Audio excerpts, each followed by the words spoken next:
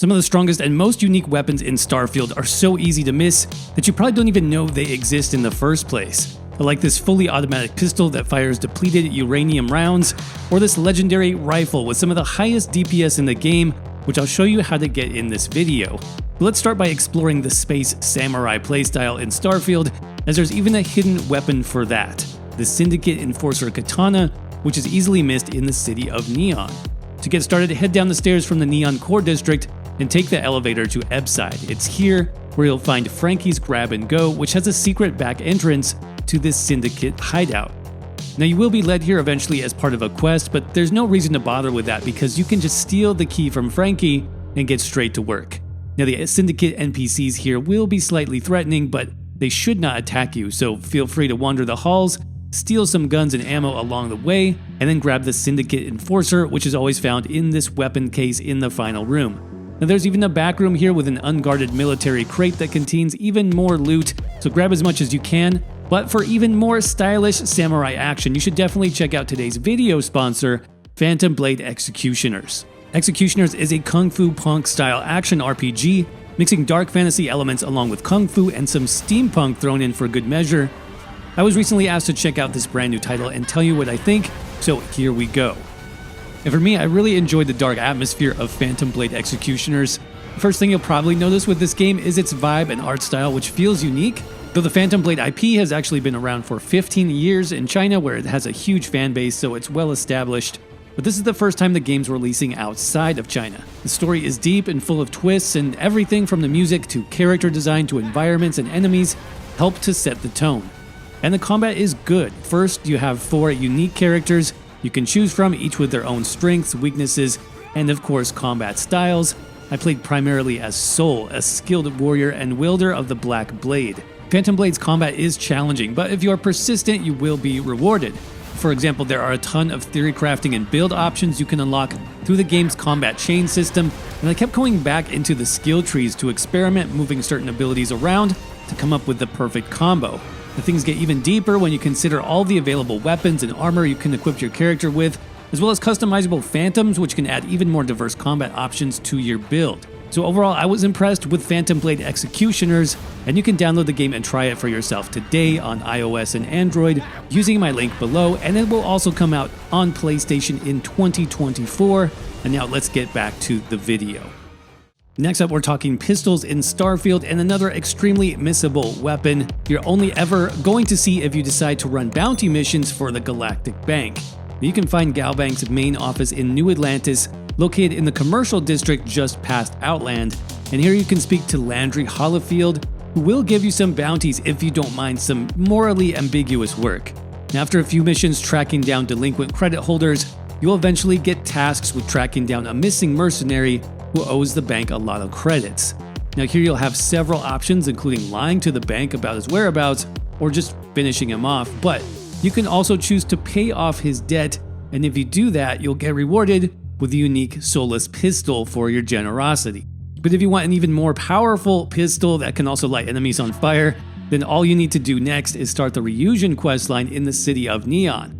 Ryujin is Starfield's answer to stealth and espionage missions, so their series of quests is quite interesting, and the rewards are actually pretty fantastic as well, particularly this weapon. So to get started, you'll need to apply for a job with Ryujin and work through several basic quest lines, which eventually lead you to Sidonia to speak to Simon. Once there, make sure not to persuade or pay him off, but instead offer to complete a side mission to help him out. This side mission has you travel to the planet Saturn to track down a bounty hunter where you can obtain her unique laser pistol called Ember, and you can get her ship for free, the Datura. The Datura is a nice early upgrade to the Frontier. Plus, don't forget to check its cargo for even more free credits and loot. But the pistol is one of my favorites for its high impact rounds and that chance to light up your enemies.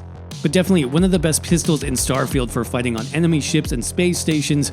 I completely missed in my first playthrough. This unique mag shot pistol just rips enemies to shreds by combining depleted uranium rounds while also being fully automatic, a pretty deadly combination. Now to pick up this weapon, you just speak to Vlad at any time during the main story quest and ask him about his background as a Crimson Fleet pirate. He'll invite you to check out his villa, which is quite a trek to the other side of the settled systems, but well worth it because there's a ton of free weapons, ammo, and loot here, as well as the powerful Mutineer pistol, which you can find in his locked office on the desk. But shops in Starfield also have some pretty unique weapons if you know where to look. But did you know there's also a hidden weapon shop in the New Atlantis Well District, which can only be unlocked by completing a specific quest? Now, to get access to the guns and ammo here, you'll need to first speak to Salinas and accept his quest to pick up a package for him in the city of Red Mile that's going to be located in the Parima system, which honestly is not very hard to get to. But just pick up the package here at the spaceport and then fast travel back to New Atlantis to finish up the quest and unlock Salinas' unique shop, which has a few interesting weapons, including the Acid Rain, a unique modified Grendel, which does corrosive damage and is a powerful option for the early game because it also uses Starfield's most common ammo type, the 7.77 round. But if you want something even more rare that packs a punch, then you should definitely pick up this legendary sniper rifle, which you can also get anytime regardless of your level, but is extremely easy to miss. Now for this one, you'll need to head over to Aquila City, located in the Cheyenne system. The first time you arrive here, you'll actually come across a bank robbery in progress. Now doing this mission, you can go in guns blazing, or you can try to talk down the robbers via the persuasion skill. Persuasion is definitely faster, but it can go wrong quickly, so be sure to save beforehand. Now either way, after saving the bank, turn around and head up the stairs behind you to speak to Keone to start the Defensive Measures questline. This is actually one of 3 quests which have you placing sensors around Aquila and eventually killing off some dangerous wildlife outside the city walls. And solving all 3 of these takes probably 10 minutes, and you'll be rewarded with even more credit, a unique legendary sniper rifle called the Despondent Assassin, and a ton of experience. Now, not only is this weapon great for stealth builds because of the suppressor, but the legendary perks here are actually pretty much perfect for a sniper build, so it's not a bad reward for just a few minutes of effort. Something you'll find extremely useful early on in the game is weapons with the Exterminator perk. Now this is going to do up to 30% bonus damage against alien enemies. One of the best shotguns in the game uses this effect, but you can only get it for a limited time, so it's very easy to miss. During the Entanglement quest, which is part of the main storyline, be sure to speak to Ethan Hughes and ask him about the native alien species, and if you manage to persuade him, you can get the Experiment A7 shotgun, which is the perfect weapon for putting down those creepy crawlies. Now just be sure to save your game before talking to him, as I said, because there is a persuasion check here, so just save your game and then reset if you need to. But if you want the ultimate in alien destruction, then you'll definitely want to pick up the next weapon on our list, the unique X989 microgun. This shreds through enemies, but especially aliens, as it also has that Exterminator perk that we saw.